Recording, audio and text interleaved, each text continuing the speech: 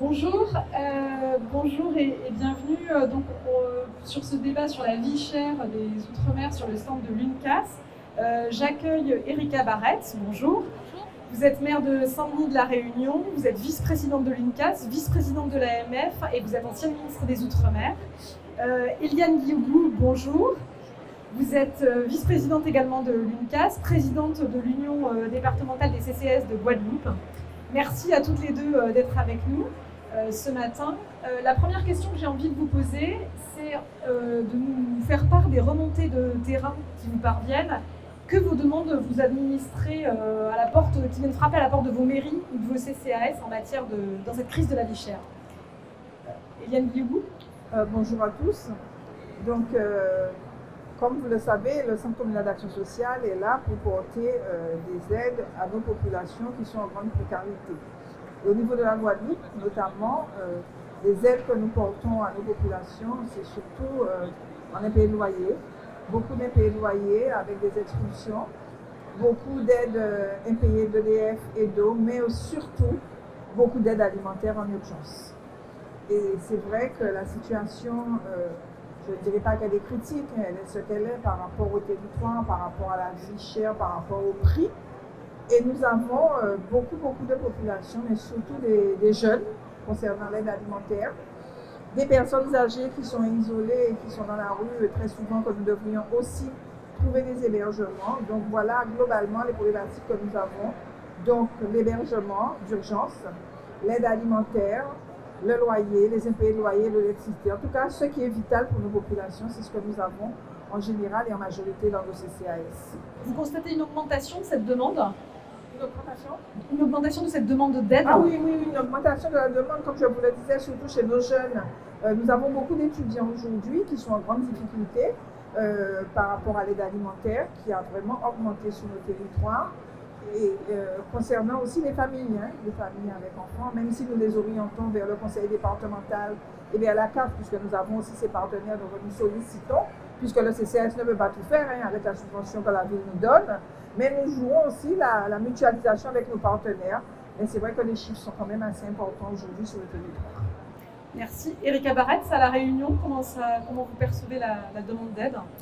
Bonjour à toutes et tous, merci pour ce débat sur la vie chère, mais peut-être globalement sur le sujet de pauvreté, la grande pauvreté dans les départements d'outre-mer. Alors, on partage à peu près le même diagnostic, les familles.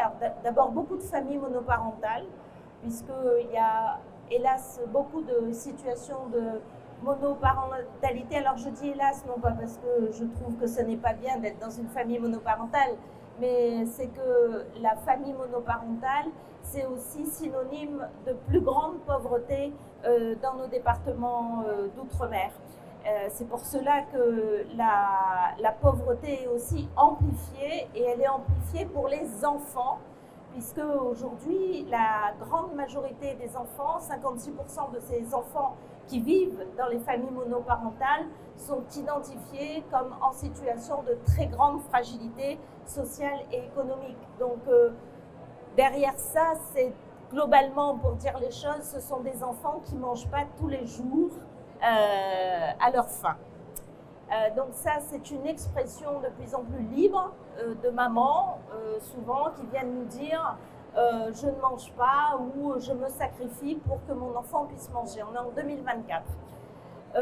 Elles travaillent aussi, quelquefois. Ce n'est pas juste que des situations d'exclusion économique, c'est aussi des mamans qui travaillent mais qui n'y arrivent pas.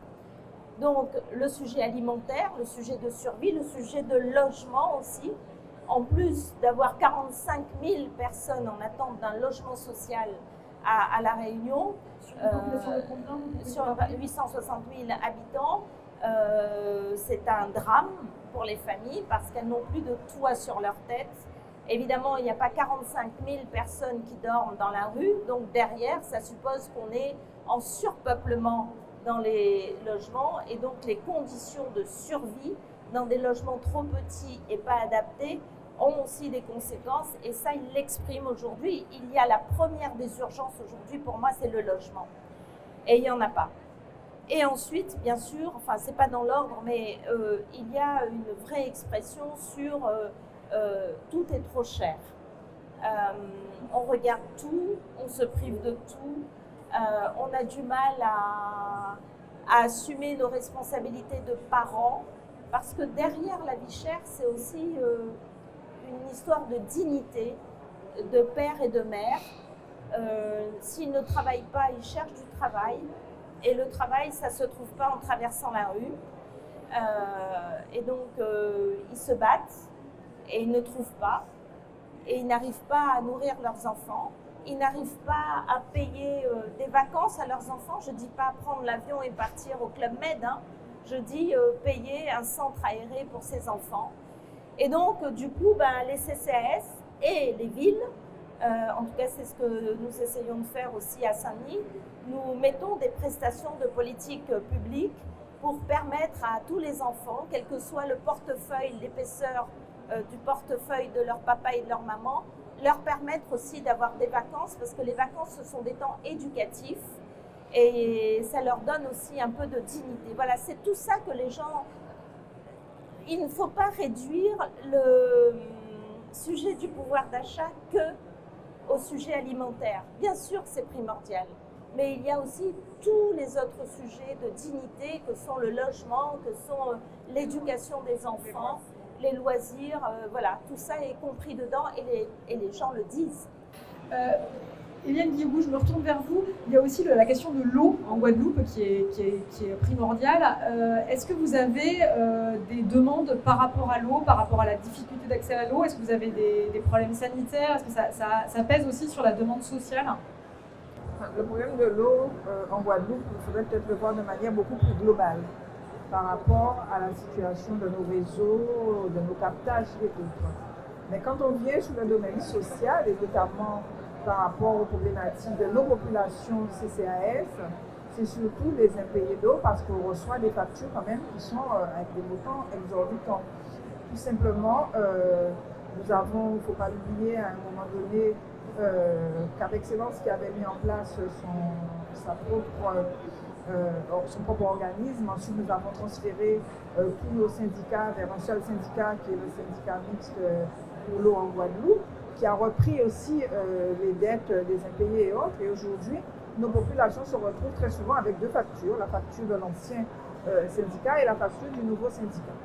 Et les montants sont quand même assez élevés parce que faut savoir que l'eau, ça coûte quand même un peu cher chez nous. Et la problématique, elle est d'autant plus cruciale parce que par rapport à notre habitation, notre manière d'habiter, par rapport à l'aménagement de nos territoires, beaucoup de populations ne sont pas connectées à l'eau et nous avons aussi beaucoup de demandes concernant les branchements et concernant la mise en place de l'eau sur nos territoires et pour nos populations. Et tout ça aussi, ça a un coût. Et c'est vrai que dans les CCAS, en tout cas certains CCAS, pas tous, puisque c'est quand même la politique municipale qu'on met en place, mais certains CCAS aident avec des montants quand même assez importants sur nos branchements en eau potable pour permettre à nos populations d'avoir de l'eau qui est quand même vitale.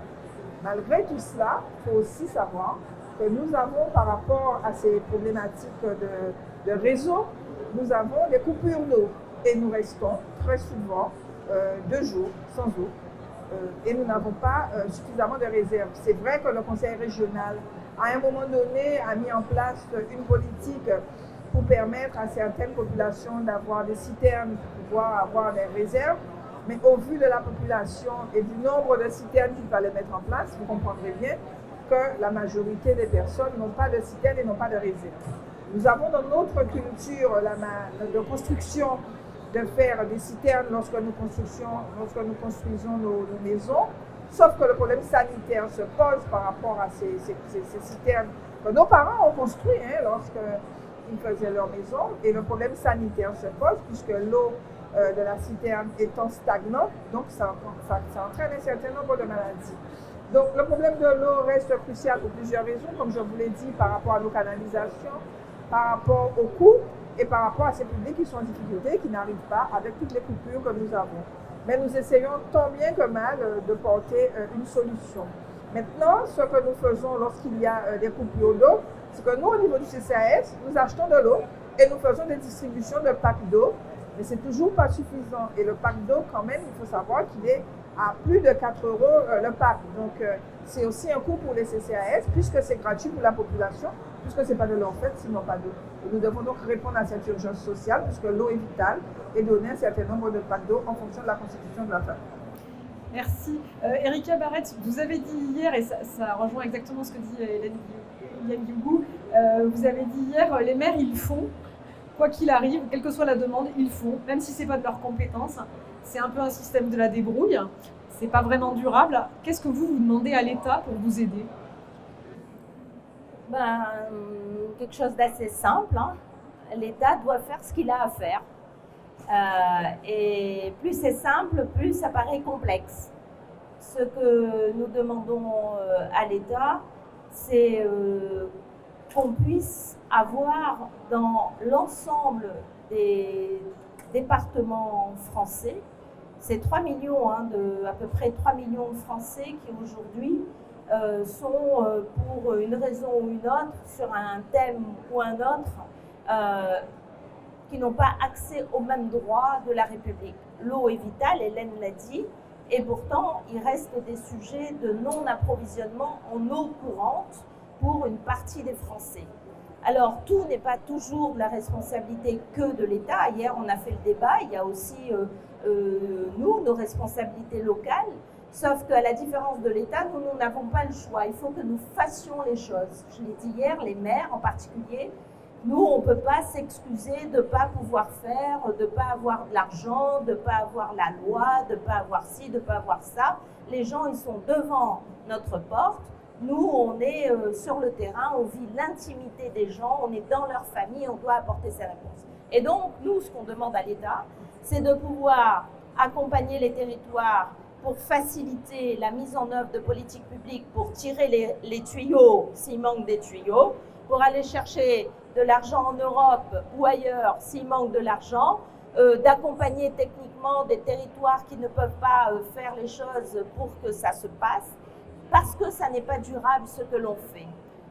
En palliant le manquement de certains, on enquiste des situations qui sont injustes et non viables. Et en plus, nous payons plusieurs fois l'injustice parce que nous faisons partie des territoires de France les plus pauvres et nous utilisons l'impôt local pour pallier à la défection de l'État. C'est-à-dire que quand le CCAS paye la bouteille à 4 €, donc déjà c'est pas normal que ce soit 4 €, ensuite le CCAS fait ce budget pour pallier au manquement de l'État ou d'autres collectivités qui n'ont pas tiré, alors que cet argent-là pourrait être utilisé par le CCAS dans des vraies missions de CCAS. Vous voyez? Et donc, on utilise l'argent de chaque territoire pour faire à la place d'eux et pas faire durablement.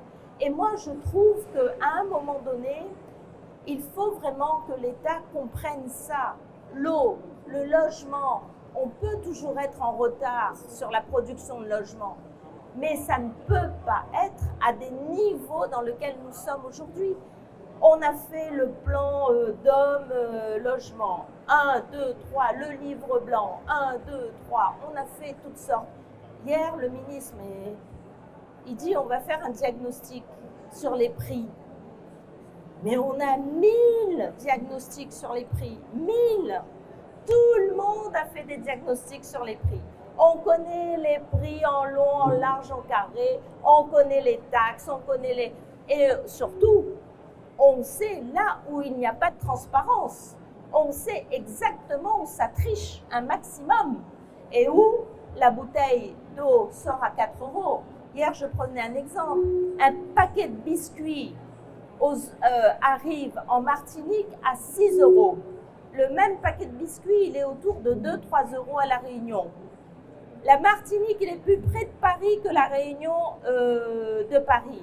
Et pourtant, le prix est plus cher en Martinique. Il y a un petit sujet quand même. Il y a un petit sujet. Et donc, c'est pas la peine d'avoir Bac plus 70 pour comprendre où il y a un sujet. Et il y a eu des rapports du Sénat, de l'Assemblée nationale, enfin, on a tout ce qu'il faut. Donc, il faut arrêter de faire des études. Hein. Par où il faudrait commencer selon vous La transparence. Il y a une loi, une proposition de loi qui va être déposée ou qui l'a été par les députés socialistes à l'Assemblée nationale et au Sénat aussi, je crois que Victorin le dépose aussi, c'est de dire on va sanctionner plus fortement ceux qui n'appliquent pas ce qui était déjà prévu dans la loi régulation outre-mer, c'est-à-dire qu'il y a aujourd'hui une obligation de transparence sur certains comptes et certains éléments de comptabilité qui nous permet d'avoir un peu de connaissances fines sur comment sont constituées les marges de certaines entreprises. Je pense que la transparence... de la grande distribution. Oui, hein. je parle de la grande distribution parce qu'il faut que les gens sachent que les chiffres aujourd'hui, c'est pour ça que ce n'est pas la peine de faire encore des études, hein, sur les produits alimentaires et les boissons non alcoolisées, il y a de différence de prix. C'est 41% plus cher en Guadeloupe, 41%, 40% en Martinique, 39% en Guyane, 36% à La Réunion et 30% à Mayotte. Mais ce qui est bizarre, c'est que vous avez des prix très élevés pour l'alimentaire de cette hauteur, mais quand vous prenez par exemple les articles d'habillement et de chaussures, et bien là, vous avez un différentiel plus cher de 7% en Guadeloupe, 6% en Martinique, moins cher de s'habiller que de moins se nourrir. 1%, voilà. Et donc, c'est toujours plus cher de manger que de s'habiller. Pourtant, ce sont les mêmes bateaux. Pourtant, c'est sensiblement les mêmes taxes. Alors, il y a bien un loup dans l'affaire parce qu'il y a un gros flou. Et donc, c'est pour ça qu'il faut mettre des taxes pour obliger à la transparence, pour que tout le monde sache de quoi on parle. Ça n'est pas normal d'avoir ça. Parce que sinon, on aurait dû avoir 40% plus cher pour les habits qu'on achète. Or, ça n'est pas le cas. Merci. Eliane Guillougou, on l'a entendu hier et on l'entend encore, hein, la colère et la lassitude aussi parfois des maires d'outre-mer qui ont le sentiment de ne pas être entendus quand ils viennent à Paris. Alors je vous pose la question, est-ce que vous trouvez que ça vaut le coup de faire le voyage de la Guadeloupe pour être au congrès des maires, pour faire entendre la voix des outre-mer? S'il fallait que je réponde spontanément, je dirais ça ne vaut pas le coup. Mais je suis beaucoup plus sage et je dirais il y a malgré tout une nécessité de venir puisque nous sommes français. Ça, c'est la première des choses. Mais aussi, nous avons besoin des exemples qui se font ici pour pouvoir non pas copier chez nous, mais au moins entendre les voir. Mais l'Hexagone a aussi besoin de nos exemples puisque nous sommes un terrain très innovateur sur un certain nombre de domaines. Et c'est vrai que ces échanges nous permettent vraiment de construire cette France qu'on appelle la France, je ne dirais pas de la France. Donc nous sommes effectivement avec nos spécificités outre-mer, mais nous constituons la France. Donc nous sommes aussi en égalité avec ceux de l'Hexagone. Et nous réclamons encore par rapport à tout ce que je viens de dire, cette équité et cette égalité, puisque nous ne sommes pas des Français à part entière. Donc on continuera à venir, on continuera à porter nos sujets, on continuera à porter nos problèmes. Et je pense qu'un jour, nous serons certainement écoutés puisque nous serons encore plus forts. Et j'avoue que depuis que je viens au Congrès des maires, plus que je viens, mieux je trouve aujourd'hui cette force des ultramarins, puisque au moins nous avons cette réunion outre-mer où nous pouvons poser nos problématiques. Au niveau du Congrès de l'UNCAS, nous avons aussi nos réunions outre-mer. Donc l'outre-mer aujourd'hui, c'est petit à petit, mais nous avançons malgré tout. Peut-être que nous voulons aller beaucoup plus vite, mais nous prenons la mesure, mais nous avançons et les problématiques seront vraiment touchés, nous aurons certainement des réponses. Il faudrait peut-être qu'on forme davantage nos ministres. C'est tout ce que je voudrais dire. J'accueille Bruno Prochasson, bonjour. Vous êtes président de la Banque alimentaire de la Réunion et aussi de la région Outre-mer pour la Banque alimentaire. La première question qu'on a envie de vous poser, c'est pareil, qu'est-ce que vous constatez de l'état de la demande d'aide au sein de la Banque alimentaire sur votre territoire et plus largement peut-être sur les territoires d'outre-mer dans lesquels vous êtes implantés? Alors aujourd'hui, les banques alimentaires sont présentes aux Antilles, donc Martinique, Guadeloupe, et également à La Réunion. Prochainement, on sera présent également en Nouvelle-Calédonie, en Polynésie française, et sans doute, d'ici quelques temps, à Mayotte et en Guyane. Autant dire que notre souci au niveau des banques alimentaires, c'est donc d'essayer autant que faire se peut de répondre à l'ensemble des demandes des populations d'outre-mer et avec les éléments que les élus viennent d'exposer. Alors nous, au niveau des banques alimentaires, cette demande, nous la voyons tous les jours grossir, grandir. À La Réunion, entre le premier semestre 2024 et le premier semestre 2023, nous avons constaté une augmentation de près de 20% de la demande sociale en direction des banques alimentaires. Nous avons fait, j'ai là sous les yeux, nous avons fait une étude sur les départements des Antilles et sur La Réunion, une étude qu'on a réalisée au premier semestre de 2024 pour mieux connaître. Je vais vous passer mon micro parce que je crois qu'on ne vous entend pas très bien. Le mien a l'air de mieux marcher, je vous le passe tout de suite.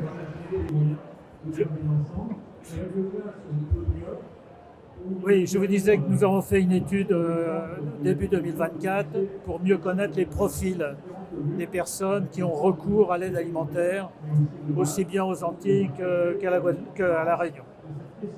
Et cette étude nous montre une demande de plus en plus forte de recours à l'aide alimentaire et des difficultés de plus en plus grandes de ces populations de faire face à l'inflation monétaire.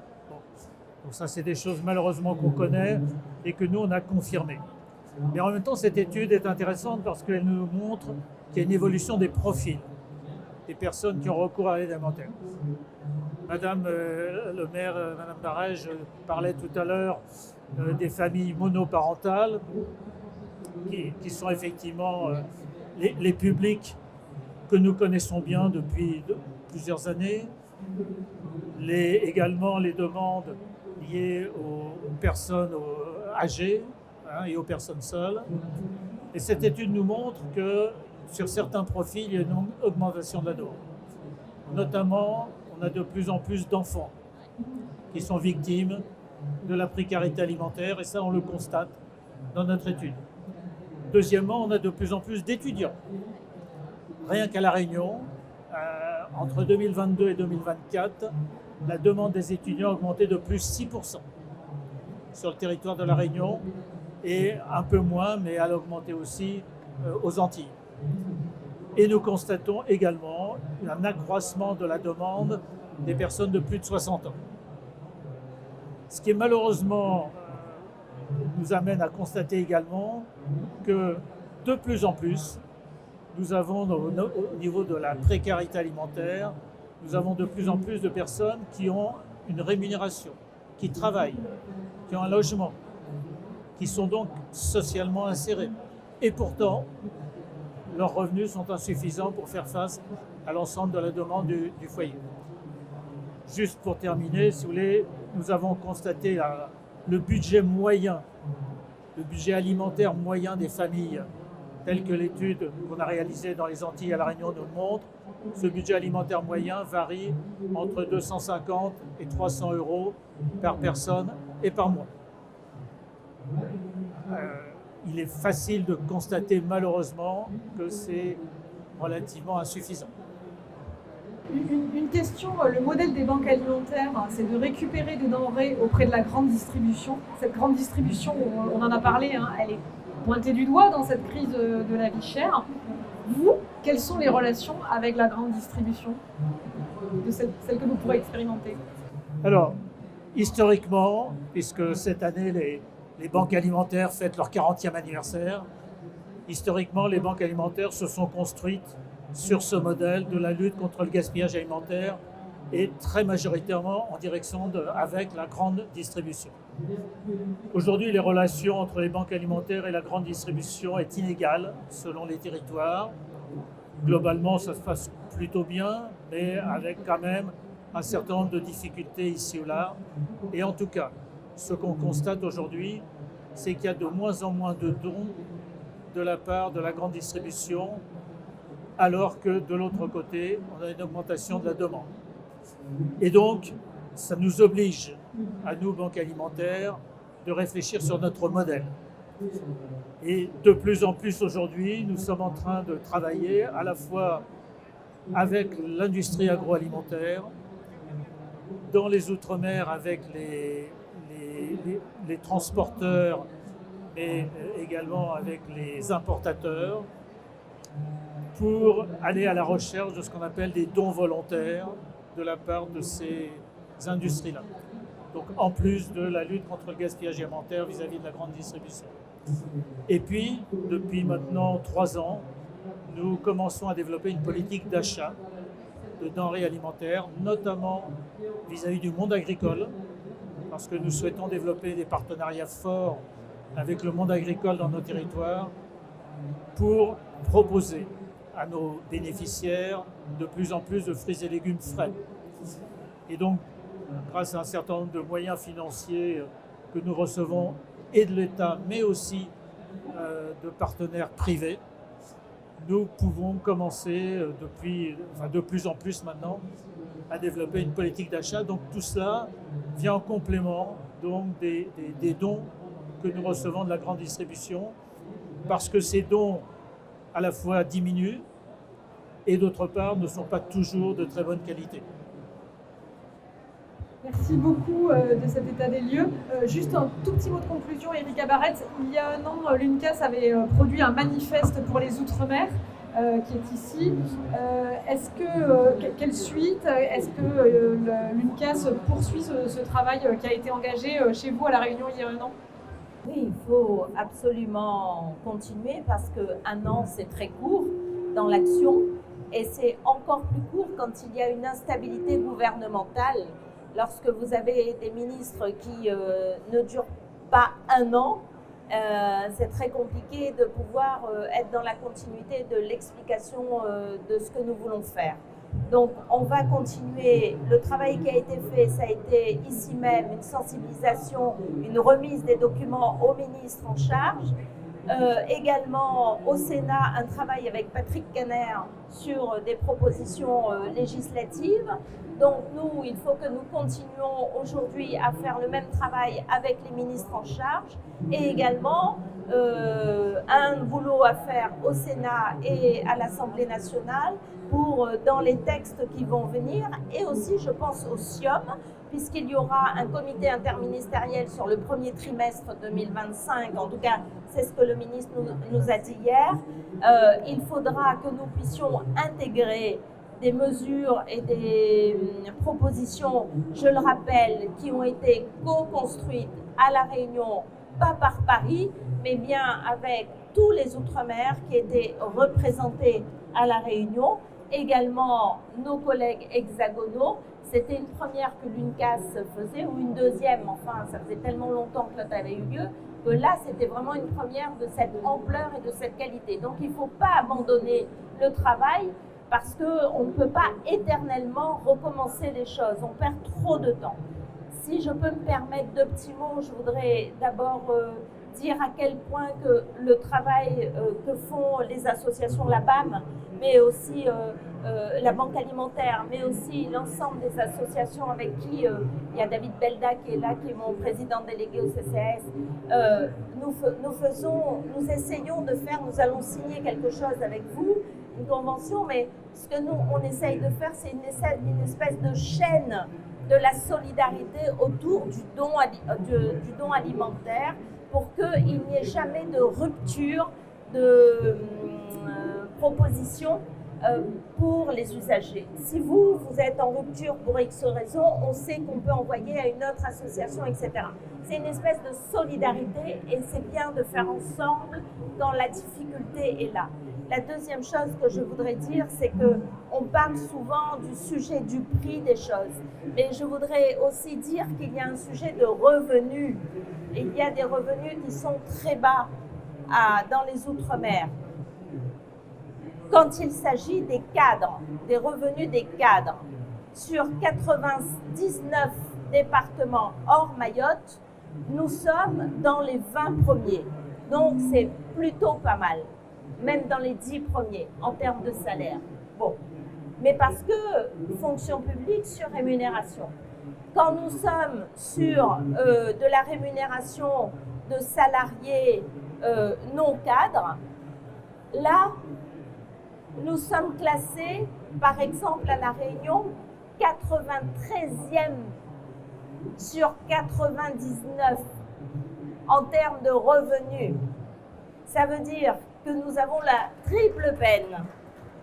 En plus d'avoir des salaires bas quand on est ouvrier, même les plus bas de France, on a les coûts des produits alimentaires les plus élevés de France. Alors, ça n'est pas une équation qui peut être résolue par le territoire lui-même. On voit bien que ça pose un sujet fondamental d'égalité par rapport aux politiques gouvernementales. Les élus que nous sommes, nous n'avons jamais pour habitude de renvoyer la patate chaude à quelqu'un.